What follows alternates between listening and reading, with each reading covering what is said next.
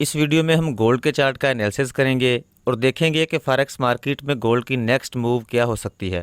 Thanks for tuning trading flow. My name is Mohammad Imran Asad. हमारे साथ रहिएगा। फॉरेक्स मार्केट में गोल्ड का रेट 2 हफ्ते पहले 1810 के लेवल से अप जाना शुरू हुआ और लास्ट वीक मार्केट 1997 के लेवल को टच करने के बाद 1980.9 पर क्लोज हुई। यकीनन ये एक बहुत बड़ी मूव है और उम्मीद है आपने इसे कैश भी किया होगा, क्योंकि हमने 3 जुलाई को गोल्ड एनालिसिस के बारे में YouTube पर अपलोड की जाने वाली सबसे पहली वीडियो में ही मेजर लो और मेजर हाई मार्क किए थे। और इसके अलावा शुरू से ही आपसे अर्ज करते चले आ रहे हैं कि 1830 से 1800 का लेवल गोल्ड का स्ट्रांग डिमांड जोन है, क्योंकि इसी लेवल से गोल्ड की अप मूव स्टार्ट हुई थी। इसलिए इस लेवल पर गोल्ड को बाई करके गोल्ड की अप मूव को कैश किया जा सकता है। अगर गोल्ड की करंट पोजीशन को देखा जाए तो वीकली टाइम फ्रेम के मुताबिक ग्राफ पर हाई मोमेंटम और अल्ट्रा हाई वॉल्यूम के साथ 2 बुलिश कैंडल्स प्रिंट हुई हैं और मार्केट अपने स्विंग हाई को ब्रेक करने के बाद अपसाइड को ट्रेंड चेंज कर चुकी है। वीकली टाइम फ्रेम के मुताबिक गोल्ड की अप मूव के दौरान वॉल्यूम स्प्रेड एनालिसिस में डाइवर्जेंस भी देखी जा सकती है, इसलिए पॉसिबिलिटी है कि मार्केट पुल बैक ले। लेकिन हायर टाइम फ्रेम में देखी जाने वाली डाइवर्जेंस का इम्पैक्ट लोअर टाइम फ्रेम में मोस्टली काफ़ी देर के बाद होता है। डेली टाइम फ्रेम के मुताबिक भी गोल्ड की वर्टिकली अप मूव गोल्ड के स्ट्रांग बुलिश होने को जाहिर करती है। डेली ग्राफ के मुताबिक मार्केट 1953 के लेवल पर अपने स्विंग हाई को ब्रेक करने के बाद अपसाइड को ट्रेंड चेंज कर चुकी है, जबकि ग्राफ पर अल्ट्रा हाई वॉल्यूम के साथ प्रिंट लास्ट बुलिश कैंडल की लॉन्ग अपर विक गोल्ड प्राइस की रिजेक्शन को जाहिर करती है।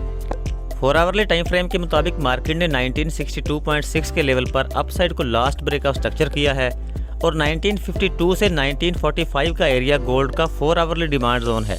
4 आवरली टाइम फ्रेम के मुताबिक अल्ट्रा हाई वॉल्यूम के साथ ग्राफ पर print shooting star candle market के पुल बैक का साइन हो सकता है। इसलिए गोल्ड के पुल बैक की सूरत में अगर मार्केट डिमांड जोन तक ड्रॉप होती है तब हम लोअर टाइम फ्रेम में जाएंगे और मार्केट के अपसाइड को चेंज ऑफ कैरेक्टर का वेट करेंगे। और अगर मार्केट लोअर टाइम फ्रेम में इस लेवल पर अपसाइड को ट्रेंड चेंज करती है तब हम लोअर टाइम फ्रेम में डिमांड जोन मार्क करेंगे और डिमांड जोन में मार्केट के रीटेस्ट की सूरत में गोल्ड को बाई करेंगे और प्रीवियस हाई 1997 के लेवल को एज अ टीपी टारगेट करेंगे। 1 आवर टाइम फ्रेम के मुताबिक मार्केट ने 1982.5 के लेवल पर अपसाइड को ब्रेक ऑफ स्ट्रक्चर किया है और मार्केट ने डिमांड जोन को रिटेस्ट करने के बाद अगेन अप जाना शुरू किया और 1997 के लेवल तक अप जाने के बाद अगेन ड्रॉप हुई और 1980.9 के लेवल पर क्लोज हुई।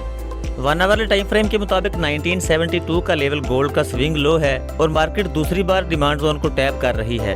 इसलिए अगर मार्केट 1972 के लेवल को हाई मोमेंटम के साथ ब्रेक करती है तब हम गोल्ड के बाई ऑर्डर के लिए 4 आवरली डिमांड जोन को प्रेफर करेंगे। 15 मिनट टाइम फ्रेम के मुताबिक मार्केट ने 1974.2 के लेवल पर पहले डाउनसाइड को ट्रेंड चेंज किया है और फिर इसके बाद 1985.9 के लेवल पर अपसाइड को चेंज ऑफ कैरेक्टर करने के बाद मार्केट डिमांड जोन से रिजेक्ट हो रही है।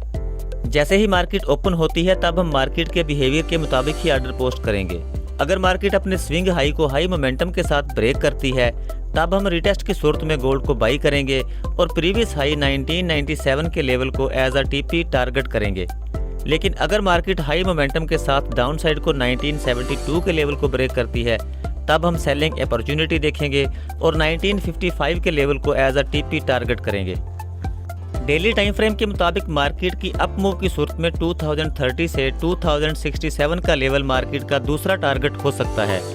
और डेली टाइम फ्रेम के मुताबिक चूंकि मार्केट सप्लाई जोन में है, इसलिए फर्ज करें अगर मार्केट डीपर पुल बैक लेती है तो गोल्ड के बाई ऑर्डर के लिए हमारे पास 3 पॉइंट ऑफ इंटरेस्ट होंगे और इन तीनों पॉइंट ऑफ इंटरेस्ट का एरिया और डिजिट्स स्क्रीन पर दिए गए हैं। आप चाहें तो नोट फरमा सकते हैं। लेकिन गोल्ड के प्रीवियस बिहेवियर से जाहिर यही होता है कि अगर मार्केट पुल बैक भी लेती है तो मैक्सिमम 4 आवरली डिमांड जोन या फिर डेली टाइम फ्रेम के मुताबिक फर्स्ट पॉइंट ऑफ इंटरेस्ट तक ड्रॉप होने के बाद मार्केट अप मूव को जारी रखेगी। मजीद ये कि इस वीक में यूएसडी की हाई इंपैक्ट न्यूज़ भी हैं, इसलिए बेहतर यही है कि मार्केट स्ट्रक्चर और डेटे के मुताबिक लोअर टाइम फ्रेम में मार्केट ट्रेंड को फॉलो किया जाए। अब तक के लिए इतना ही। फॉरेक्स ट्रेडिंग के बारे में मजीद मालूमाती वीडियोस और अपडेट्स के लिए देखते रहिए ट्रेडिंग फ्लो।